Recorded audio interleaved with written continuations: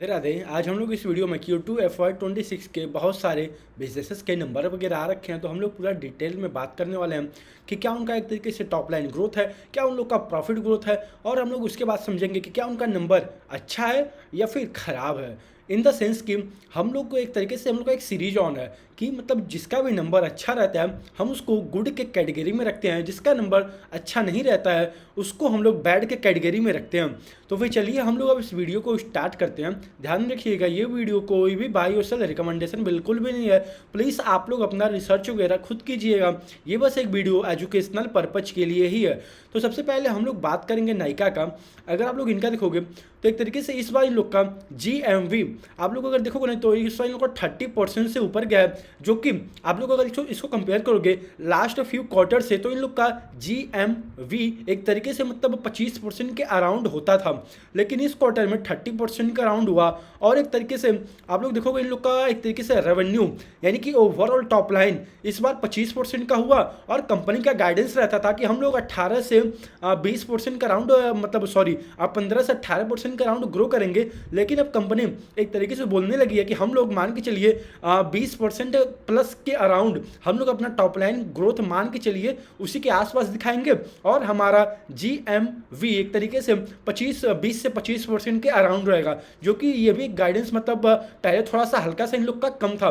पहले इन लोग का एक तरीके से मिड टीन की तरफ था, लेकिन अब आप लोग देखोगे ना हल्का हल्का इन लोग के बिजनेस में एक तरीके से आई थिंक जो इन लोग का गाइडेंस है ना, गाइडेंस मेन है इन द सेंस कि किसी भी आप लोग कंपनी को ट्रैक कर रहे हो अगर उसका एक तरीके से गाइडेंस उस लेवल पे नहीं है उनके कॉन कॉल में, तो भी थोड़ा सा आप लोग को प्रॉब्लम क्रिएट हो सकता है इन द सेंस कि आपको बिजनेस एनालाइज करने में। तो फिर आप लोग देखोगे तो नो डाउट कंपनी अच्छी है, लेकिन अब वही है एक तरीके से भी फिलहाल के लिए अब धीरे धीरे स्लोली एक तरीके से back to normal in the sense कि बैक टू एक तरीके से थोड़ा बहुत अपना अच्छा ग्रोथ दिखाना कंपनी भी स्टार्ट कर रही है। अब वही है आप लोग को अपना देखना पड़ेगा कि क्या आप लोग को वैल्यूएशन जमता है इस कंपनी का या फिर नहीं जमता है। अगर आप लोग मुझसे पूछोगे तो थोड़ा सा मुझे वैल्यूएशन हाई लगता है इस कंपनी का, लेकिन वही है वैल्यूएशन तो सबका अपना अपना एक तरीके से डिसीजन है और सबका अलग अलग एक तरीके से देखने का तरीका भी है वैल्यूएशन का।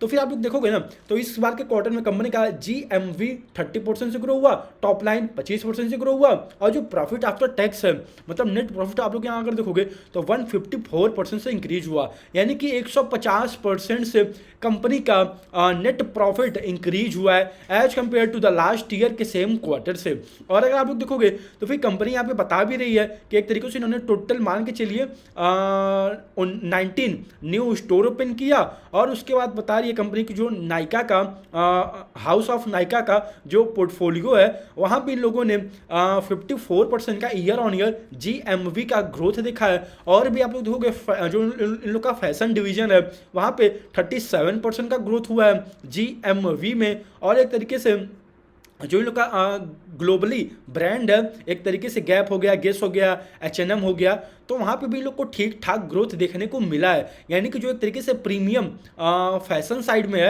यानी कि प्रीमियम जो कपड़े वगैरह होते हैं वहाँ पे भी इन लोग को कंपनी को अच्छा ग्रोथ देखने को मिला है इस बार के क्वार्टर में।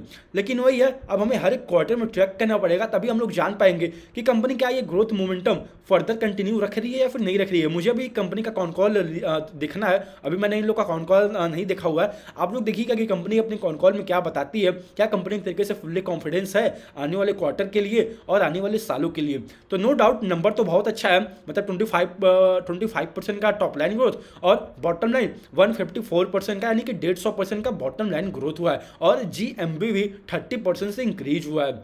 तो फिर चलिए अब हम लोग नेक्स्ट कंपनी के बारे में बात कर लेते हैं 1 सेकेंड। ADF फूड के बारे में अगर आप लोग इनका देखोगे तो मैंने एक तरीके से इन लोग का Q1 का जब नंबर एक तरीके से जब इन लोग का Q1 का क्वार्टर खत्म हुआ था तो मैंने उसके बाद भी मतलब इन लोग का वीडियो बना रखा है, आप लोग जाकर उसको एक बार डू वॉच इट ताकि आप लोग को और बेटर अंडरस्टैंडिंग मिल पाए कि क्या इन लोग का बिजनेस मॉडल है, क्या इन लोग का फर्दर एक तरीके से ग्रोथ गाइडेंस वगैरह। अगर आप लोग ADF फूड का देखोगे ना तो कंपनी एक तरीके से अपना गाइडेंस दे के रखी है कि ये लोग मान के चलिए 1000 करोड़ का ओवरऑल रेवेन्यू करना चाहते हैं आने वाले मान के चलिए FY27 तक। यानी कि कंपनी अपना ये बता रही है कि हम लोग FY27 में 1000 करोड़ का रेवेन्यू क्लॉक करना चाहते हैं, लेकिन अभी तो FY27 तो दूर है, तो हम अभी फिलहाल के लिए करंट क्वार्टर और जो अभी 2 क्वार्टर बचा है FY26 का उसको हम लोग एनालाइज करेंगे। तो आप लोग देखोगे ना तो इन लोग का एक तरीके से जो ग्रोथ हुआ है कंसोलिडेटेड लेवल पे, हम लोग कभी भी किसी भी बिजनेस को बस स्टैंड लोन देख के नहीं छोड़ना है, हमें हमेशा कंसोलिडेटेड लेवल पे देखना है, क्योंकि हम कंपनी को एनालाइज कर रहे हैं और हमें ओवरऑल एक तरीके से कंसोलिडेटेड नंबर देखना होता है किसी भी कंपनी के लिए। तो फिर आप लोग देखोगे तो इस बार के क्वार्टर में Q2 FY26 में as compare to the last year के सेम क्वार्टर से बिल्कुल ना के बराबर ग्रोथ हुआ है, और इन लोग का प्रॉफिट वगैरह एक तरीके से मान के चलिए प्रॉफिट भी एक तरीके से थोड़ा सा डाउन हो गया है, यानी कि 14% के अराउंड इन लोग का आई थिंक प्रॉफिट डाउन हुआ था, आई थिंक मैंने कहीं पे रीड किया था, लेकिन यहाँ पे इन लोग का दिखा रहा है कि 34% से प्रॉफिट ऊपर है, तो आई थिंक मैंने कुछ गलत लिख दिया है। ओह सॉरी, मैं यहाँ पे थोड़ा सा मिस्टेक कर दिया हूँ, मैंने एक तरीके से यहाँ पे लिख रखा है कि मतलब इन लोग का लास्ट 3 क्वार्टर से बिल्कुल ना के बराबर टॉप लाइन ग्रोथ है। सॉरी, थोड़ा सा मिस्टेक हो गया था, सॉरी फॉर दैट। तो फिर अगर थोड़ा सा हम लोग रीस्टार्ट करें ADF फूड का, तो आप लोग देखोगे इस क्वार्टर में कंपनी का बिल्कुल ना के बराबर टॉप लाइन ग्रोथ हुआ है और प्रॉफिट वगैरह भी 30% से इंक्रीज हुआ है, लेकिन आप लोग देखोगे ना कंपनी लास्ट 3 क्वार्टर से बिल्कुल ना के बराबर अपना टॉप लाइन ग्रोथ दिखा रही है, यानी कि कंपनी बिल्कुल भी ना के बराबर ग्रोथ दिखा पा रही है अपने हर एक क्वार्टर में आके ईयर ऑन ईयर कंपेयर करने पे। लेकिन कंपनी का लॉन्ग टर्म गाइडेंस है कि ये लोग 1000 करोड़ का ओवरऑल रेवेन्यू क्लॉक करना चाहते हैं। तो फिलहाल के लिए अगर आप लोग देखोगे ना कंपनी का आई थिंक हार्डली 550-600 करोड़ का ओवरऑल टॉप लाइन होगा फिलहाल के लिए आई थिंक टोटल लेके, लेकिन अब कंपनी का अच्छा गाइडेंस तो है FY27 के लिए, लेकिन अब वही है कंपनी जब एक तरीके से जो अपना गाइडेंस दे रखा है अगर उसके मुताबिक नहीं जाएगा तो जाहिर सी बात है किसी भी इन्वेस्टर के लिए कोई भी वैल्यू नहीं क्रिएट होगा, कभी भी नहीं होगा। तो वही बात है, इसीलिए मैं आप लोग को कहता हूँ कंपनी तो गाइडेंस दे देगी, लेकिन उसके बाद हमारा ये काम है हमको उससे हर एक कंपनी को हर एक क्वार्टर में ट्रैक करना होगा, देखना होगा कि जो कंपनी ने गाइडेंस दे रखा है क्या उसके मुताबिक जा भी रहा है या फिर नहीं जा रहा है। तो फिलहाल के लिए बेस्ट एग्जांपल है ADF फूड, कंपनी का गाइडेंस तो है ठीक ठाक, लेकिन मतलब उसके आसपास क्या मतलब बिल्कुल ना के बराबर टॉप लाइन ग्रोथ है। मैं इन लोग का प्रॉफिट ग्रोथ लेके करूंगा क्या, भले इन लोग का प्रॉफिट आफ्टर टैक्स एक तरीके से 34% से इंक्रीज हो गया इस क्वार्टर में, और H1 FY26 में 22% से इन लोग का प्रॉफिट इंक्रीज हो गया है, लेकिन मैं इस चीज को लेके करूंगा क्या जब आप लोग का मेन है, सबसे मेन है जब भी आप लोग किसी भी मान लो किसी का भी आप लोग अगर रेवेन्यू इन द सेंस कि अगर आप लोग मान लो किसी का भी क्वार्टरली नंबर एनालाइज कर रहे हो तो सबसे पहले आप लोग स्टार्ट कहाँ से करोगे, आप लोग स्टार्ट करोगे देखना उसका रेवेन्यू क्या है, उसके बाद आप लोग देखोगे कि ऑपरेटिंग प्रॉफिट मार्जिन क्या है, यानी कि उसका EBITDA मार्जिन क्या है, फिर आप लोग देखोगे कि प्रॉफिट आफ्टर टैक्स क्या है, फिर आप लोग देखोगे कि कंपनी का अर्निंग पर शेयर क्या है, यानी कि आपको पूरा हर एक चीज को अच्छे तरीके से एनालाइज करना पड़ेगा ना। तो जाहिर सी बात है कंपनी का एक तरीके से टॉप लाइन को तो बिल्कुल ना के बराबर है लास्ट 3 क्वार्टर में, बस ये एक क्वार्टर की बात नहीं है, लास्ट 3 क्वार्टर से कंपनी जो गाइडेंस दे रखी है इतना अच्छा ग्रो करने का वे बिल्कुल भी आसपास भी नहीं है। अब देखते हैं आने वाले क्वार्टर में क्या ग्रोथ होगा क्या नहीं ग्रोथ होगा, अब देखते हैं पहले कि मैनेजमेंट अपने कॉन कॉल में क्या बताती है। लेकिन मैं इसलिए आप लोग को कहता हूं आप लोग हर एक कंपनी का कॉन कॉल पढ़ो, उसके बाद हर एक कंपनी को हर एक क्वार्टर में ट्रैक करो ताकि आप लोग को और बेटर अंडरस्टैंडिंग मिल पाए, ताकि और आप लोग समझ पाओ अच्छे तरीके से कि बिजनेस किस डायरेक्शन में जा रहा है, जो मैनेजमेंट बता रखा है क्या उसके आसपास भी है, जो गाइडेंस दे रखा है क्या उस हिसाब से कंपनी ग्रो भी कर रही है या फिर नहीं कर रही है। तो फिर चलिए नंबर तो बहुत बुरा है, मैं इसको बैठ के कैटेगरी में रखूंगा, मैं ये नहीं कह रहा हूं कि ADF फूड कंपनी खराब है, मैं बस ये कह रहा हूं कि कंपनी का नंबर अप टू मार्क क्या मतलब बिल्कुल भी नहीं है, कुछ नहीं है, लास्ट 3 क्वार्टर से बिल्कुल ना के बराबर टॉप लाइन ग्रोथ हुआ है। तो फिर चलिए अब हम लोग नेक्स्ट कंपनी के बारे में बात करते हैं जल्दी से, तो वीडियो बहुत लंबा बन जाएगा आई थिंक। तो फिर चलिए अब हम लोग नेक्स्ट कंपनी का फोर्स मोटर का बात करते हैं। अगर आप लोग फोर्स मोटर का देखोगे ना तो फिर इन लोग का एक तरीके से इस बार का रेवेन्यू ग्रोथ जो था आई थिंक बहुत कम था, इन द सेंस कि बस रेवेन्यू एक तरीके से 7% से ऊपर हुआ है, और प्रॉफिट वगैरह अगर आप लोग प्रॉफिट ओवरऑल देखोगे ना तो 160% का इंक्रीज हुआ है, लेकिन ये एक तरीके से प्रॉफिट 160% रियल नहीं है, रियल इन द सेंस कि कंपनी को कुछ इस बार टैक्स वगैरह का बेनिफिट मिल रखा है तो ये वन टाइम है, लेकिन आप लोग उस चीज को हटा के देखोगे तो प्रॉफिट 160% के राउंड नहीं ग्रो हुआ है। लेकिन ये है कि इन लोग का ऑपरेटिंग प्रॉफिट मार्जिन यानी कि EBITDA मार्जिन कंपनी का इंप्रूव हुआ है as compare to the last year के सेम क्वार्टर से। तो नो डाउट प्रॉफिट मार्जिन तो इंप्रूव हुआ है और प्रॉफिट भी अच्छे लेवल पे इंक्रीज हुआ है, लेकिन जो 160% का ग्रोथ दिख रहा है ना वे रियल इन द सेंस कि पूरा नहीं है ग्रोथ, वे उसमें से कुछ पार्ट वगैरह इन लोग का टैक्स बेनिफिट की वजह से हुआ है। तो आप लोग देखोगे इन लोग का रेवेन्यू ग्रोथ 7% का है, लेकिन ये 7% हुआ क्यों है, आप लोग देखोगे कोई सा भी इस बार का चाहे वे एक तरीके से मान लो मारुति हो गया या फिर और भी कोई भी एक तरीके से जो भी ट्रैक्टर हो गया या फिर जो बस वगैरह बेचता है या फिर जो कार वगैरह बेचता है, तो उतना इस बार का उनका Q2 में नंबर अच्छा नहीं आएगा। क्यों? क्योंकि सारे लोगों ने ये मान के चला था कि GST कट जब होगा तो हम लोग बाद में खरीद लेंगे, थोड़ा सा हमें और सस्ता मिल जाएगा, तो इसी के कारण से सभी कस्टमर ने अपना परचेज डिले कर दिया। डिले इन द सेंस कि वे लोग वेट करने लगे कि कब जीएसटी रेट कट होगा तब हम जाके बाई करेंगे। तो जीएसटी का रेट कट आप लोग जाके देखोगे तो 22 सितंबर के अराउंड हुआ था। तो फिर उस दिन से एक तरीके से इन लोग का टॉप लाइन आना, फिर मतलब सेल्स वगैरह अच्छे लेवल पर स्टार्ट हो गया था, किकिंग होना। लेकिन जब जीएसटी का आया था न्यूज वगैरह कि जब जो जीएसटी का रेट है वे डाउन होगा, तो फिर वे एक तरीके से रियल में वे इम्प्लीमेंट हुआ। तो आप लोग देखोगे जब से अनाउंस हुआ था और जब तक इम्प्लीमेंट हुआ वे एक तरीके से आई थिंक 40 से 45 दिन का गैप था वहाँ पे। तो फिर यानी कि मान के चलिए 1 महीने का टॉप लाइन सारे कंपनियों के लिए हैम्पर हो गया Q2 में। यानी कि कंपनी जितने भी थे 1 महीना के लिए उन लोग का एक तरीके से सेल्स वगैरह डिले हो गया। तो फिर इसीलिए इन लोग को ज़्यादा हैम्पर देखने को मिला। तो इसी के कारण की वजह से जहाँ तक मुझे लगता है SML महिंद्रा ने भी इसीलिए इस बार के जो क्वार्टर गया हुआ है Q2 का, वहाँ पे कुछ हार्डली ग्रोथ हुआ था। लेकिन आप लोग अगर देखोगे अक्टूबर मंथ का जो सेल डाटा आया है वहाँ पे बहुत अच्छा आया है दोनों कंपनी के लिए। आई थिंक SML महिंद्रा का 32% का राउंड आया था और इस कंपनी का सही है, फोर्स मोटर का भी 32% का आया हुआ है अक्टूबर मंथ में। टोटल व्हीकल सोल्ड डाटा और SML महिंद्रा का भी 30% प्लस आया हुआ है, उसका भी आई थिंक 32-33% का राउंड है। मैंने एक सेपरेट वीडियो ऑलरेडी बना रखा है कि अक्टूबर में कौन कौन सी कंपनी ने ज़्यादा अपना व्हीकल सोल्ड किया। आप लोग जाके उसको भी डू वॉच करिएगा ताकि आप लोग को और बेटर अंडरस्टैंडिंग मिल पाए। तो नो डाउट एक तरीके से कहा जाए तो हमको पास्ट नहीं देखना, हमको फ्यूचर देखना है। तो फ्यूचर एक तरीके से इन लोग का जो वॉल्यूम ग्रोथ आ रहा है ना, इन द सेंस कि जो इन लोग का व्हीकल सोल्ड डाटा आ रहा है वे काफ़ी अच्छा आ रहा है, काफ़ी इंटरेस्टिंग आ रहा है। चाहे आप लोग महिंद्रा एंड महिंद्रा का देख लो, चाहे आप लोग फोर्स मोटर देख लो, चाहे आप लोग VTS ट्रैक्टर है उसका देख लो, चाहे आप लोग एक तरीके से SML महिंद्रा देख लो। तो इन लोगों का नो डाउट अक्टूबर का मंथ तो बहुत अच्छा गया है। अब हमें देखना पड़ेगा कि आने वाले क्वार्टर में Q3 में क्या ओवरऑल नंबर आता है। तो फिर नो डाउट ये तो पास्ट हो गया है Q2 इन द सेंस कि ये एक तरीके से बीत चुका है। अब जो फिलहाल की जो व्हीकल सोल्ड का डाटा है वे काफ़ी अच्छा आ रहा है सारी कंपनियों के लिए। अब देखते हैं कि फर्दर क्या ग्रोथ वगैरह बनता है। तो फिलहाल के लिए इन लोग का टॉप लाइन ग्रोथ Q2 में 7% के अराउंड रहा है। तो चलिए हम लोग नेक्स्ट कंपनी का बात कर लेते हैं, SCI का।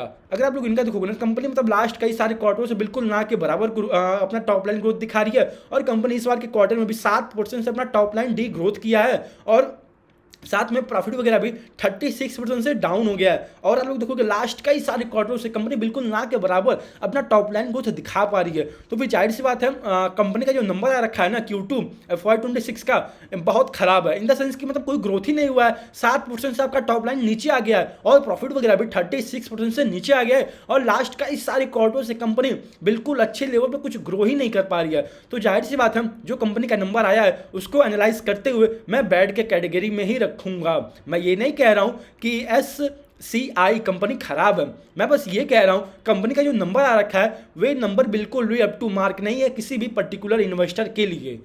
तो चलिए हम लोग नेक्स्ट कंपनी के बारे में बात कर लेते हैं, PT इंजीनियरिंग लिमिटेड के बारे में। अगर आप लोग इनका देखोगे ना तो ये कंपनी एक तरीके से मान के चलिए पहले लास्ट 2-3 क्वार्टर पहले ही इन लोग का ग्रोथ वगैरह 40% हर एक क्वार्टर में होता था as compare to the year on year पे। लेकिन आप लोग देखोगे इस क्वार्टर में कंपनी का हार्डली 10% का टॉप लाइन ग्रोथ हुआ है और प्रॉफिट वगैरह मतलब 5% से इंक्रीज हुआ है। यानी कि प्रॉफिट आफ्टर टैक्स एक तरीके से बस 5% से कंपनी का इंक्रीज हुआ है और टॉप लाइन ग्रोथ मतलब 10% के अराउंड हुआ है। और आप लोग H1 देखोगे जो पहले 6 मंथ कंपनी का बीता हुआ है वहाँ पे 13% का ग्रोथ हुआ है और पैड 10% का ग्रोथ हुआ है। तो फिर जो कंपनी 40% के अराउंड अपना टॉप लाइन ग्रोथ दिखाती थी और वे कंपनी एक तरीके से बिल्कुल ना के बराबर उसके आसपास भी नहीं है, मतलब इन द सेंस की मतलब 10% का हार्डली ग्रोथ हुआ है। तो मैं जाहिर सी बात है इसको भी मैं बैड के कैटेगरी में रखूंगा। मैं ये नहीं कह रहा हूँ कि कंपनी खराब है, मैं बस ये कह रहा हूँ उन लोग का टॉप लाइन ग्रोथ बस 10% का है और प्रॉफिट ग्रोथ बस हार्डली 5% का है। तो फिर मैं इसको देखते हुए मैं बैड के कैटेगरी में रखूंगा।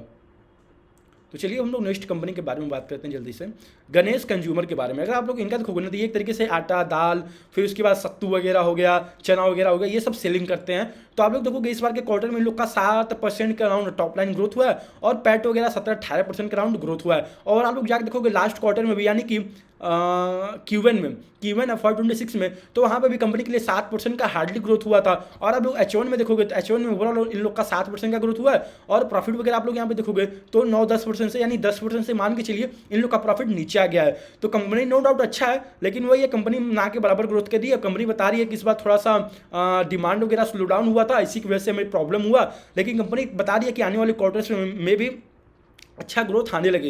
लेकिन फिलहाल के लिए वे एक तरीके से ग्रोथ नहीं है कंपनी में, तो 7-8% का ग्रोथ हुआ है। तो जाहिर सी बात है, मैं मार्केट में आया हूँ तो मैं 7-8% के ग्रोथ इंजन के लिए थोड़ी ना आया हूँ।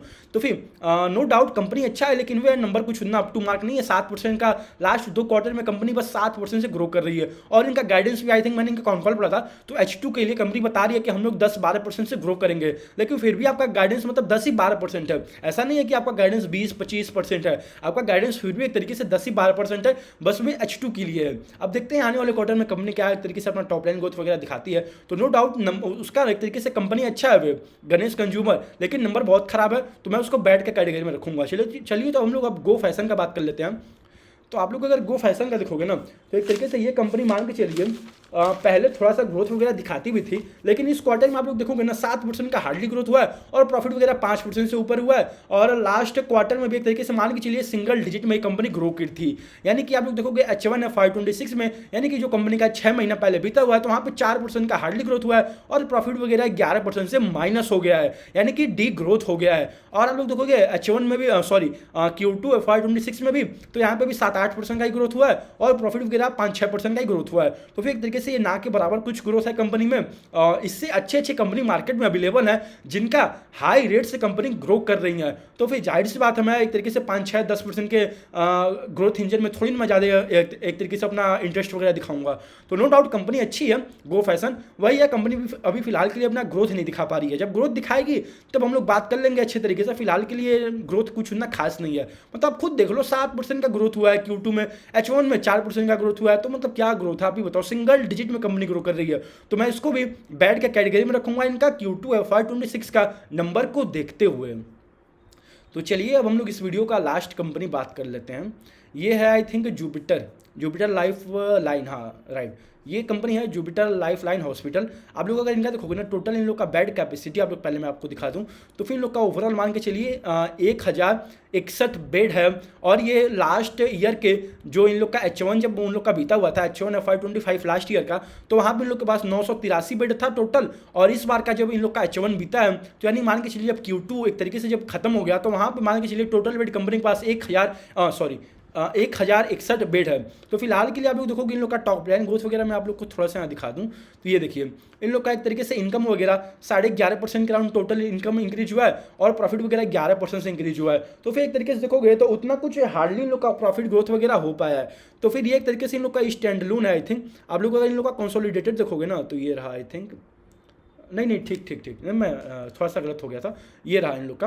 तो आप लोग देखोगे इन लोग का टोटल रेवेन्यू, एक तरीके से रेवेन्यू फ्रॉम ऑपरेशन जो है ना, वहाँ पे 11.5% का राउंड ग्रोथ हुआ है। और जो इन लोग का टोटल इनकम है एक तरीके से, वहाँ पर आप लोग देखोगे तो फिर 17.5% का ओवरऑल इंक्रीज हुआ है। यानी कि हमको ये लेके चलना है जो इनका ओवरऑल है। तो ये इन लोग का मान के चलिए 17.5% का टॉप लाइन ग्रोथ हुआ है कंपनी के लिए। इसमें थोड़ा सा अदर इनकम वगैरह भी जुड़ा हुआ है। तो और हम लोग आप लोग अगर इसका पैट देखोगे, प्रॉफिट आफ्टर टैक्स तो 11% से इंक्रीज हुआ है इस क्वार्टर में as compare to the last year के क्वार्टर में। अगर आप लोग H1 का नंबर देखोगे, तो H1 में मान के चलिए वही 18% राउंड कंपनी का टॉप लाइन ग्रोथ हुआ है ओवरऑल, और प्रॉफिट वगैरह 5-10% का राउंड इंक्रीज हुआ है। ये देखिए ये रहा कंपनी का पैट। हाँ, तो पैट आप लोग देखोगे ना, तो H1 FY26 में कंपनी के लिए बस 5.3% इंक्रीज हुआ है।